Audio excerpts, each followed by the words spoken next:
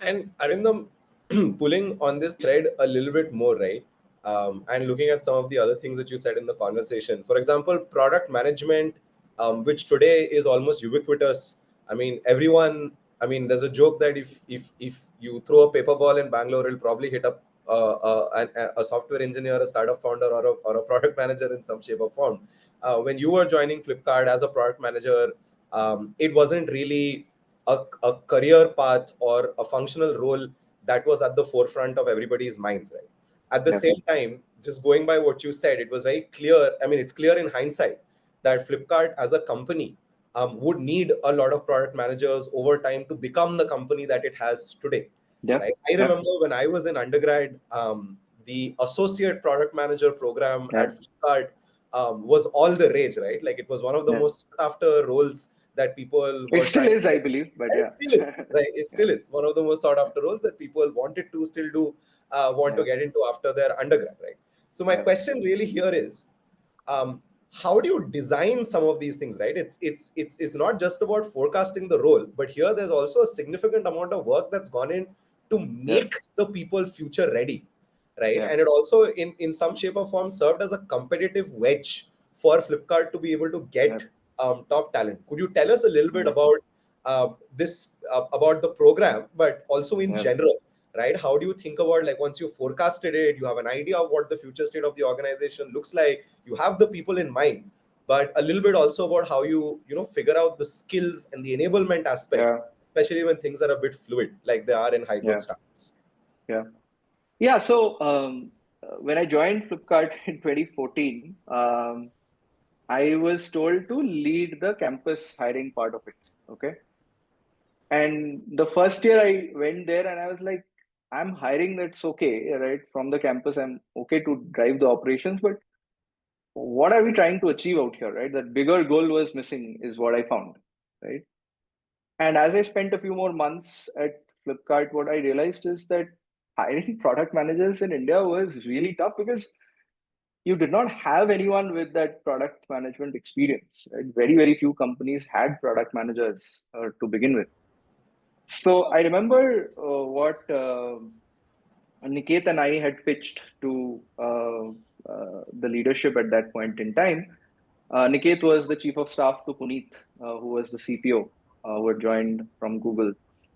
And both of us resonated on this problem statement. And we said, like, hey, like, it's not just about Flipkart, right?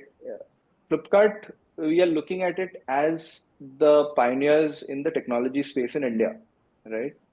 Now, if we believe Flipkart wants to have a role to play in helping build this technology ecosystem in India, then what are we doing to actually build that talent pipeline, right? So it was not just about hiring for Flipkart. It was about how do we actually build out a talent pool of sorts which can help drive this technology ecosystem, right? And that was the kind of at the core of it. And when we said, like, okay, like, to do this, what do we need? uh, the answer that was coming up again and again was not that we need people with experience in product management. We broke it down to figure out, okay, what makes a good product manager, right? And repeatedly what was coming out was the rebellious mindset, the challenging status quo, the data orientedness, the customer empathy, and things like that, right? And then the question that we asked ourselves is that why do we need to only go to business schools to hire then, right? Is there a reason why we are hiring product managers only from business school? And answer to, we could not defend that question at all, right? Defend that answer that go to business schools only to hire. So, which is where the thought process was like, what if we hire for the attitude and train for the skills? Okay. Because the skills that are required, the hard skills that are required, can easily be trained, right? But for that, we need some really smart individuals, right? And that was the thesis around which the Associate Product Manager program or the APM program at Flipkart started in 2014.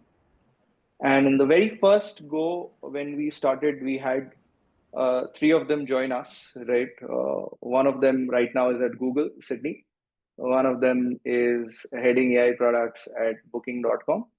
And the other one is at Stripe, right? So all of them have gone on to actually do bigger things in life there, right? And since then, what appealed to that campus there, right, to the campus students was obviously the fact that they would get to join Flipkart. And the way we positioned the role, what we realized is the awareness about product management also was another big problem, right? And which is where we said, like, okay, we need to bring awareness in about the role to begin with, right? And we started doing workshops at each of these campuses, and we started off with the ITs and the bits, right? And that kind of really brought in that awareness, and people said, I want to do this role, right? And compensation, etc., was very attractive. And then the next step of the process was, okay, now the awareness is there, but now how do we get the best of talent, right?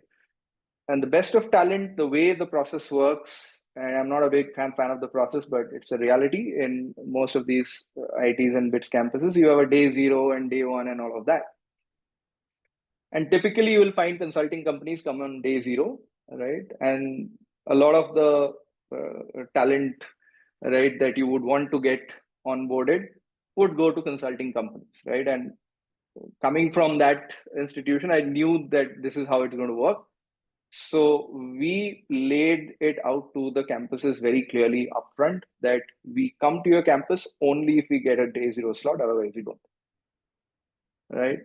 So now what had happened is, because we had created such an awareness, right, there was a pull from the students that we want this company on day zero, right? So the placement committees were under pressure, right? And we said, like, we are not going to meddle into this mess, right? You figure it out, but our stand is very clear. We come to your campus only if we get a day zero, otherwise we don't, right? So that's how we started our inroads into kind of each of these different campuses. And then the next part is, we always say there's the first moment of truth and the second moment of truth. The second moment of truth is when these people then started talking to their juniors, like, hey, this is a fantastic role, right? So then the next group actually started getting prepped, and then these people started taking up the responsibility of spreading the awareness. So the beauty of the APM program is, and very few people know this, is it's almost run by APMs themselves, right? So I was obviously leading it, right, for the time that I was there till 2020, and but there is a bond that is there, right, between the APMs. They help each other out, right? They would mentor their juniors. They would actually take up the responsibility of hiring and things like that. And because these skills are also inculcated so early in their career, they started getting kind of really good responsibilities there, right? Because their maturity levels were kind of a lot higher, right? Because I always used to have this statement in the first session with them, was that I'm going to throw you at the deep end of the ocean. I know you cannot swim, but I know you have the talent to actually learn how to swim, right? So now I want you to show me that you can swim, right? So prove me right out here. And because these were a very smart set of people, imagine 2,000 plus applications, and we would select 10 people. It is like, I sometimes joke, even if I were applying right now, I wouldn't be able to get through. Right? So it's really, really selective. But being selective also sometimes helps spread the word, right? Because then it's a certain eliteness that gets associated with that. And that helped us to kind of draw the next set of people as well. Yeah. Awesome. Thank you so much for this. This is, one of the questions that the moment we knew that we were going to have you as a speaker, this is one question that I really, really wanted to ask, because obviously when I was at KGP, we'd heard about you, we'd heard about the APM program, Yeah. and nobody was really doing anything like it Yeah. in terms of campus hiring. I'm sure all of this, I mean, I've been out of college now for at least 6 years, but I'm sure all of this has become Yeah. a lot more common today than it was in 2016, 2017, even Yep. 2019 when I was graduating and my batch was sitting There have for. been so many companies who have reached out to me saying, "Ki, help us build the APM program."